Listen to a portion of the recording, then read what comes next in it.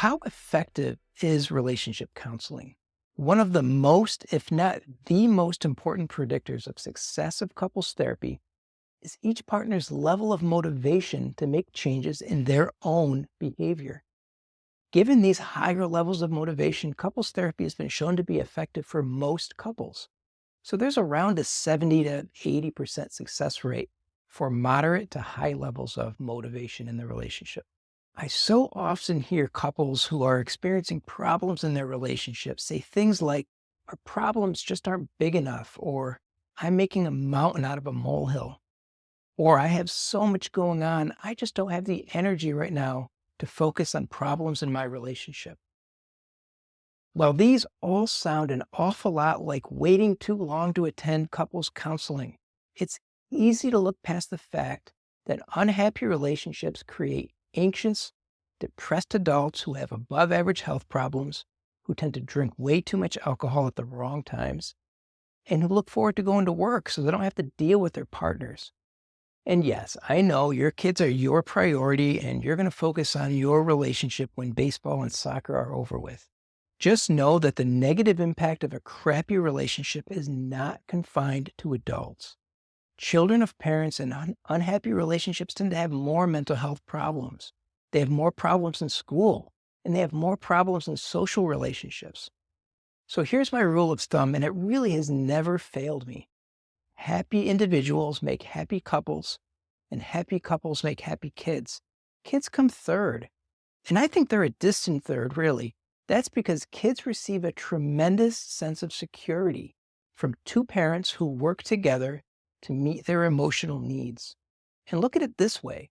When you invest more emotional and physical energy in your kids than in your relationship, kids can experience some pretty nasty guilt.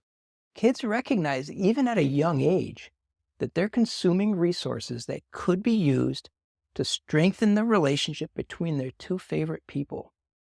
And the research has shown that the thoughts and emotions associated with that dynamic lead to emotional and behavioral problems in kids. Now, it certainly can't hurt to read a few books or attend a relationship seminar before committing to couples therapy. Just know that the longer you wait to fix problems in your relationship, the harder it can be to create change, and the greater impact it can have on your family, on your kids, and on you. I can often tell within a couple of minutes of meeting a couple that they've been struggling for way too long before attending couples counseling. From when a couple sits down, I might sense a coldness. There may be minimal eye contact, and their bodies might be sort of turned away from each other. And that smiling and laughter often gets replaced with sarcasm, eye rolling, other forms of disrespect. A couple that's waited too long to start counseling has often stopped listening to each other's words. They've stopped listening to each other's feelings and instead point fingers and place a lot of blame. And they interrupt each other a lot. Couples who have waited too long have become adversaries. They compete with each other for who's right and who's wrong.